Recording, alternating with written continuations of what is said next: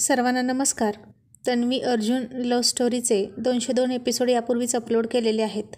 कृपया ते सर्व एपिसोड ऐकण्यासाठी आपल्या चॅनलला भेट द्यावी. आता अस्मिता पिकनिकला जाण्याविषयी तिच्या बॉयफ्रेंडशी बोलली आणि विवेक चिडून घराच्या बाहेर गेला. मग अस्मितानं लगेच पुन्हा तन्वीला फोन केला, कारण तन्वीचा मोबाईल वेगळा आणि अस्मिताच्या बॉयफ्रेंडचा मोबाईल वेगळा होता ना, तोही आत्तापासूनच. आता या वयात गर्लफ्रेंड असते म्हणजे काय विचारूच नका. काय रुबाब असणार आर्यन बेबीचा. आणि तन्वी अस्मिताला फोन केला आणि तन्वी म्हणाली, बोल अस्मिता, झालं का बोलून बॉयफ्रेंडसोबत? अस्मिता खूप हसून म्हणाली, हो गं, सकाळ संध्याकाळ त्याच्याशी बोलल्याशिवाय मला करमतच नाही. आणि तन्वी हसून म्हणाली, अगं त्याचीही तीच अवस्था आहे. सारखा अस्मिता आंटी करत असतो. पण तिकडे मिस्टर बन्सलची काय अवस्था होत असेल तुला माहीत आहे का? अस्मिता खूप हसली आणि म्हणाली, अगं खूप चिडतो तो, पण काहीच करू शकत नाही ना. आत्ताही चिडून बाहेर गेला आहे. मी पिकनिकला येणार बॉयफ्रेंडसोबत म्हटल्यावर. तन्वी म्हणाली, असंच होणार आता. तो चिडतो याचा अर्थ तो तुझ्या बाबतीत आता पॉझिटिव्ह व्हायला लागलेला आहे. आणि तुला विवेकमध्ये काही फरक जाणवतोय का गं, पर्सनली तुझ्याशी वागताना? अस्मिता म्हणाली, तन्वी अगं खूप फरक आहे त्याच्यात. आधी तो माझ्याकडे बघतही नव्हता. मी त्याच्यासमोर गेली तरी तोंड फिरवायचा. सतत कपाळावर आठ्या पडलेल्या असायच्या. खूप निग्लेक्ट करायचा गं तो मला. पण आता स्वतः होऊन जवळ येतो. रागात का असेना पण बोलतो, हात पकडतो आणि आमच्या नात्याविषयी पॉझिटिव्ह बोलतो.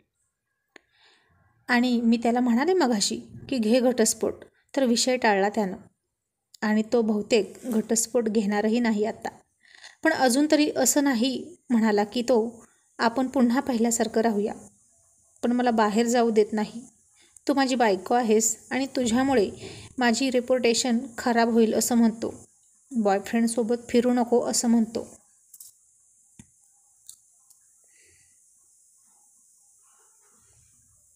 अगं काल तर त्यानं मला कोंडून ठेवली होती.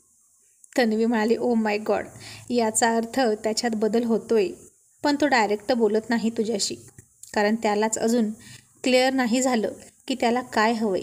आणि कदाचित त्याला शरम वाटत असेल की त्यानं तुझ्या बाबतीत जे काही केलं ते खूप चुकीचं आहे. हे त्याला जेव्हा रिअलाईज होईल तेव्हा तो तुझी माफी मागेल, बघ तू. आणि तुला माहीत आहे, मीटिंगला आला तेव्हा त्यानं माझ्याकडे बघितलंसुद्धा नाही.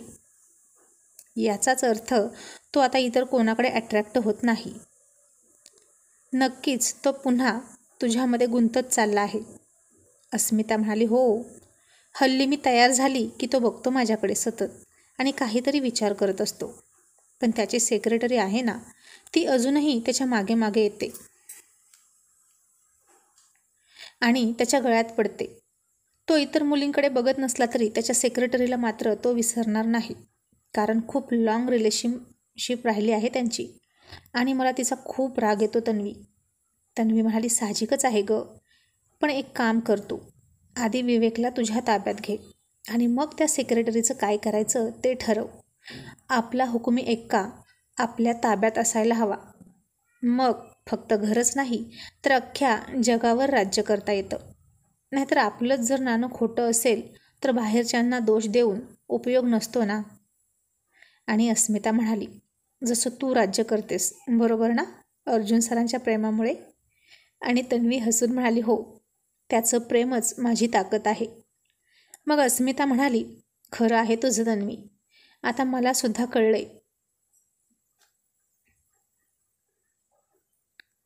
की तुला काय म्हणायचं आहे ते.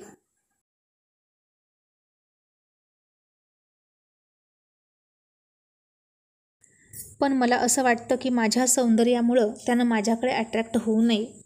नवरा बायकोच्या नात्याची किंमत त्याला कळणं महत्त्वाचं आहे. आणि तन्वी म्हणाली, ठीक आहे, ते सुद्धा होईल. आता काहीतरी वेगळं प्लॅन करूया. मग अस्मिता, त्यासाठी तुझी एक परमिशन हवी आहे मला. अस्मिता म्हणाली, कसली? तन्वी म्हणाली, जास्त काही नाही, पण तुझ्या नवऱ्याला थोडं हर्ट करणार आहे मी.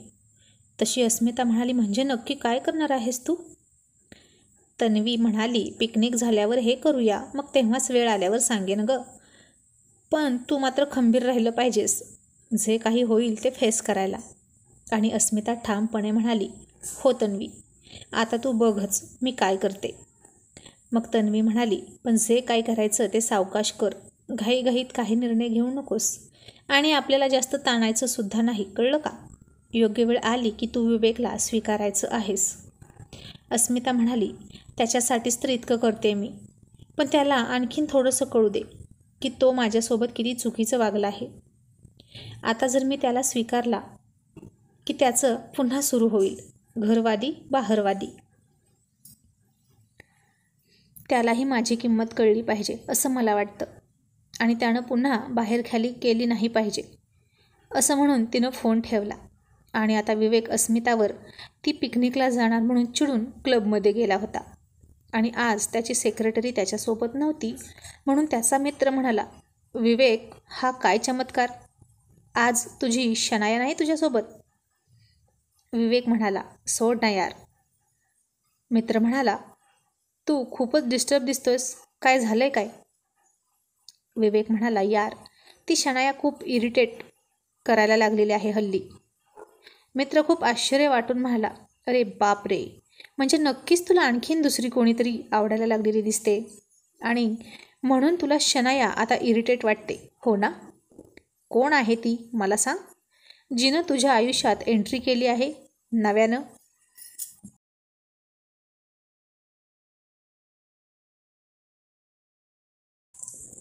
विवेक म्हणाला, कोण नाही रे, खरंच आता तसं काही नाही. तो मित्र म्हणाला, विवेक, हे तू मला नको सांगू हां, मी तुला कॉलेज लाईफपासून ओळखतोय. तुझं मन सतत इकडून तिकडे धावत असतं. एकाच वेळी तुला खूप गर्लफ्रेंड असतात आणि आता कोणीच नाही असं नाही होऊ शकत. आणि विवेक चक्क म्हणाला, गप्प बस यार, लग्न झालं आहे माझं. आणि आता तर तो मित्र आणखीनच आश्चर्य वाटून म्हणाला, ओ माय गॉड, कोणीतरी मला हॉस्पिटलमध्ये घेऊन चला. मला चक्कर येते हे सगळं ऐकून. तू आता काय म्हणालास, तुझं लग्न झालं आहे? कधी, केव्हा, कुठं आणि कोण आहे तुझी बायको? आता विवेकनं त्याचा कान पकडला आणि म्हणाला, मस्करी करतोस का माझी? तू होतस ना माझ्या लग्नाला, तरीही नाटक करतोस? आणि मित्र म्हणाला, विवेक, आता जर तुझं लग्न झालं आहे हे तूच विसरला होतास तर आम्ही तरी कसं लक्षात ठेवणार? अस्मिता तुझी बायको आहे हे विसरून तू सतत बाहेर राहायचा आणि घरातही गर्लफ्रेंड आणायचा. तुला माहीत आहे का, बायको देखील गर्लफ्रेंडचं नाव घेणं सुद्धा किती मुश्किल असतं आणि तू चक्क तिला घरात आणायचास. याचा अर्थ काय होतो की तुला तुझं लग्न नको आहे, तुला तुझी बायको नको आहे. अरे बाबा, काहीच नसतानाही माझी बायको किती संशय घेते माझ्यावर, सतत वॉच असतो तिचा माझ्यावर. आणि अस्मिता तुझं इतकं सहन करत होती काय माहीत.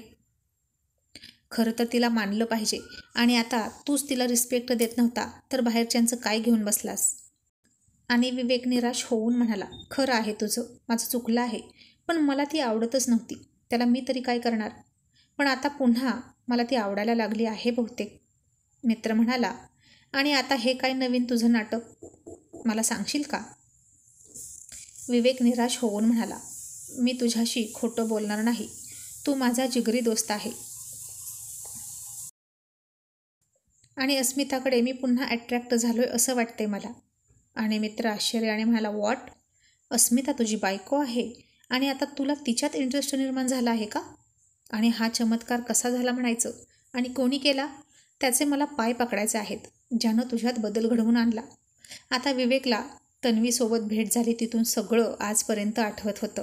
अर्जुनचं त्याचं झालेलं बोलणं आठवत होतं. नवरा बायकोचं प्रेम काय असतं हे त्याला आता समजायला लागलं होतं. फक्त गर्लफ्रेंड आवडणं वेगळं आणि स्वतःचीच बायको खूप जास्त आवडणं हे वेगळं असतं हे त्याला कळत होतं. घरचं प्रेम आणि बाहेरचं प्रेम यातला फरक विवेकला कळत होता, पण तो तर घर की मुर्गी दाल बराबर असंच वागत होता. आणि तो म्हणाला, पण यार, आता ती मला विचारत नाही कारण आता तिच्या आयुष्यात दुसरंच कोणीतरी आलं आहे, मग मी काय करू? आणि मित्र म्हणाला, तिच्या आयुष्यात कोणीही आलं तरी तू तिचा नवरा आहेस हे विसरू नकोस. तुझा हक्क जास्त आहे तिच्यावर, पण एक लक्षात ठेव, हक्क गाजवायचा असेल तर आपली कर्तव्यसुद्धा केली पाहिजेत. आणि नवऱ्याचं पहिलं कर्तव्य म्हणजे बायकोवर मनापासून प्रेम करणं, तिचा सन्मान करणं, मान ठेवणं. आणि मी ऐकलं आहे कितीतरी वेळा ती शनिया अस्मिताचा अपमान करते, तेही तुझ्यासमोर, तरी तू काहीच बोलत नाहीस. याच ठिकाणी जर अस्मिता असती तर तिने काय केलं असतं विचार कर. आणि आता विवेकला आठवलं, अर्जुनच्या घरी विवेकचा अपमान झाल्यावर अस्मिता रागानं म्हणाली होती, विवेकचा अपमान तोच माझा अपमान. तो कसाही असला तरी माझा नवरा आहे. मी त्याचा झालेला अपमान खपवून घेणार नाही. आणि हे आठवलं आणि विवेकची मान आणखीन शरमून खाली गेली.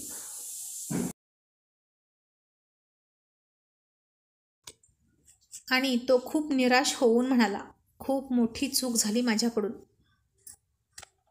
माझा झालेला थोडासा अपमानसुद्धा अस्मिताला सहन झाला नाही. ती तिथून रागात निघाली होती आणि मी मात्र तिचा प्रत्येक अपमान एन्जॉय करत राहिलो आणि उलट त्याच्यात भर टाकत राहिलो. आणि म्हणून शनायाची हिंमत झाली अस्मिताला इतकं घालून पाडून बोलण्याची. मित्र म्हणाला, तू अजून शनायाच्या कॉन्टॅक्टमध्ये आहेस का? आणि विवेक म्हणाला, हो, पण आम्ही आता बाहेर भेटतो, घरात नाही. कारण अस्मिता म्हणाली आहे की शनाया घरी आली की ती बाहेर जाणार. आणि मित्र म्हणाला, मग काय चुकलं तिचं? तिचं बरोबर आहे. आपल्या बायका इतक्या प्रेमानं घराचं नंदनवन करतात, घराची काळजी घेतात आणि उठसूट अशा बाहेरच्या मुली येऊन तिथे घाण करायला लागल्या तर कोणत्या बायकोला आवडेल? मला सांग, तुझ्या जागी, तुझ्या बेडवर अस्मिता शेजारी जर तिचा बॉयफ्रेंड येऊन झोपला तर तुला आवडेल? आणि विवेक पटकन म्हणाला, नाही, अजिबात नाही. मग त्याचा मित्र म्हणाला, मग अस्मितानं हे का खपवून घ्यायचं? तूच सांग. तुला तिला घटस्फोट देऊन त्या शनायाला तुझी बायको करायचं होतं ना? अरे तिची लायकी आहे का कोणाशी संसार करण्याची? आतापर्यंत तू कितवा बॉयफ्रेंड आहेस तिचा काय माहीत. अशा मुली फक्त संपत्तीसाठी जवळ येतात आणि वापर झाला की सोडून देतात. विवेक, आयुष्य एकदाच मिळतं आणि ते उत्तम जगणं महत्त्वाचं. आणि संसारही झाला पाहिजे ना, की म्हातारा होईपर्यंत एक बायको केली सोडली, दुसरी केली सोडली, तिसरी केली सोडली. अशानं तुझा वंश कसा वाढणार आणि तो वाढला तरी टिकणार का? तुझ्या त्या वंशवेलीला प्रेमाने खतपाणी कोण घालणार? नक्की कोणती बायको म्हातारपणी तुझ्याजवळ राहणार? कोणीच नाही. सगळ्या अशाच येणार आणि जाणार.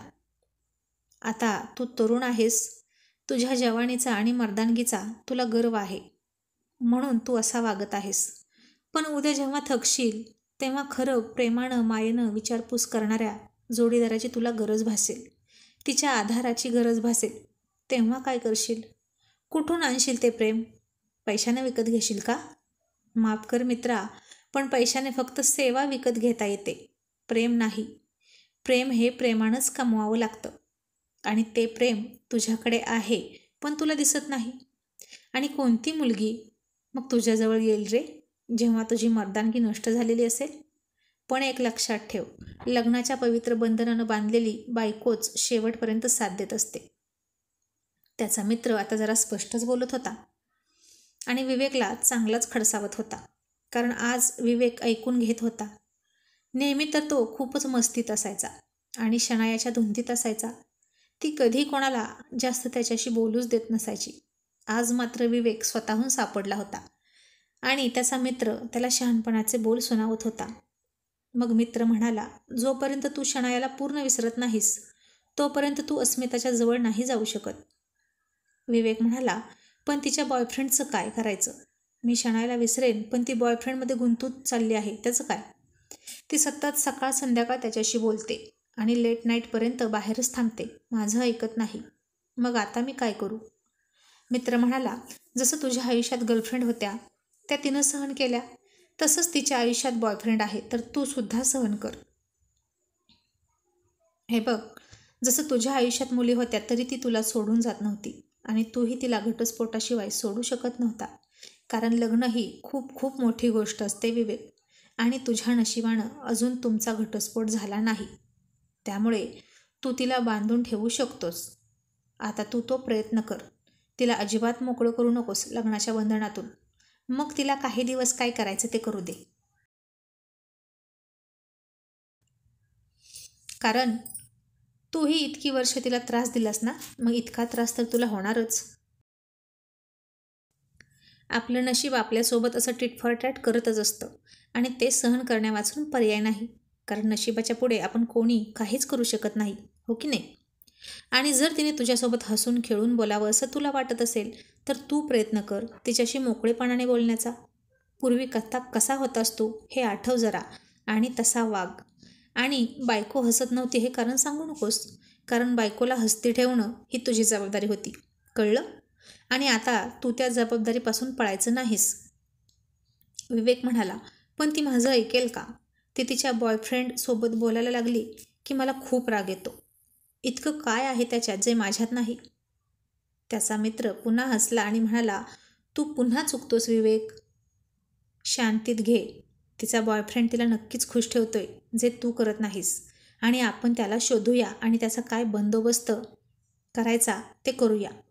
आणि विवेक म्हणाला, हो, त्याचा बंदोबस्त केलाच पाहिजे.